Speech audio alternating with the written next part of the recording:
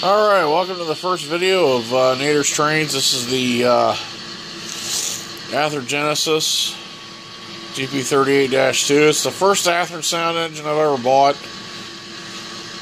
Just having some fun running around. So far I'm pleased with this performance. And running action with DCC using the NC power cab. Which is nice. It's a nice starter. Yeah, for a pretty decent price, so it's good to use. One of the features here, let's see, you got the bell,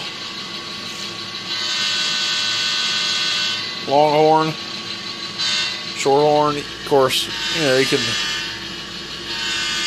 direction button, momentum. I'm still learning all the other features, so don't have it all down yet. So again, like I said, this is the first video of this channel. Keep look out for more videos on trains. Anything train related, of course, the layout I plan on building will involve this engine and these cars you see here. I have other freight cars as well and other stuff sitting around, so this isn't all of it. I also have O scale, we have N scale, I've got O and 30, I got all kinds of trains, so guys, keep tuning out for all kinds of stuff, and I will see you in the next video.